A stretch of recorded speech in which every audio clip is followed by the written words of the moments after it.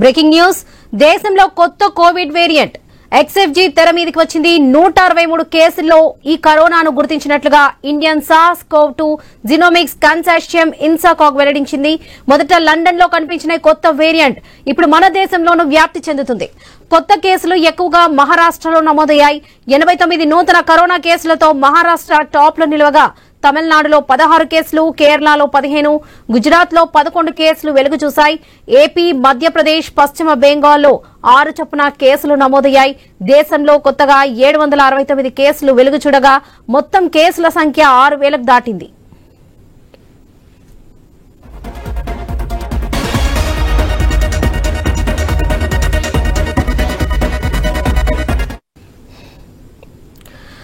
దేశంలో కొత్త Covid variant XFG తెర మీదకి వచ్చింది. 163 కేసుల్లో ఈ కరోనాను గుర్తించినట్లుగా Indian SARS-CoV-2 genomics consortium INSACOG వెల్లడించింది. మొదట లండన్ లో కనిపించిన కొత్త వేరియంట్ ఇప్పుడు మన దేశంలోనూ వ్యాప్తి చెందుతుంది. కొత్త కేసులు ఎక్కువగా మహారాష్ట్రలో నమోదయ్యాయి.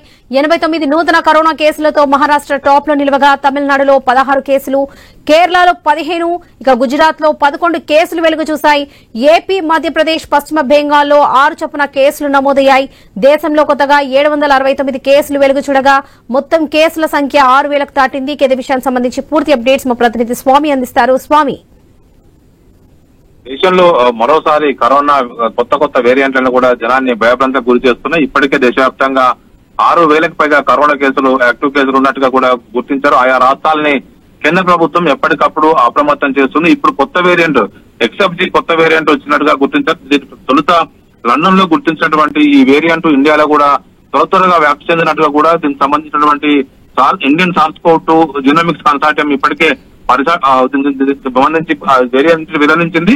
ఇందులో భాగంగా దేశంలో వివిధ రాష్ట్రాల్లో ఈ కేసులు కూడా ప్రధానంగా మహారాష్ట్ర ఎక్కువ కేసులు నమోదవుతున్నట్టుగా గుర్తించారు. ఇందులో ఇక్కడ 89 నూతన కరోనా కేసులు గుర్తించారు. మహారాష్ట్ర టాప్ లో ఉండగా తమిళనాడు, కేరళ, గుజరాత్ రాష్ట్రాల్లో ఈ కేసులు పెద్ద ఎత్తున రోజుకు పెరుగుతున్నాయి. దేశవ్యాప్తంగా 6,000 కేసులు ఇప్పటికే కేసులు ఉన్నట్టుగా గుర్తించారు. బెంగాల్లో 6 కేసులు, దేశవ్యాప్తంగా మొత్తం 769 కేసులు వెలుగు చూసినట్టుగా కూడా గుర్తించారు. ప్రధానంగా ఈ XFG కొత్త వేరియంట్ అది సంబంధించి ప్రజలు మరింత అప్రమత్తంగా ఉండాలి. ప్రతిసారి కూడా కరోనా తనను తాను మ్యూటేట్ చేసుకుంటూ కొత్త రూపాన్ని సంతరించుకుంటున్నట్టుగా కూడా శాస్త్రవేత్తలు గుర్తించున్నారు. ఇప్పటికే ప్రపంచవ్యాప్తంగా రెండు విడతల్లో వివిధ దశల్లో వచ్చినటువంటి కరోనా వేరియంట్ ప్రపంచవ్యాప్తంగా అట్టుడుకుపోయింది.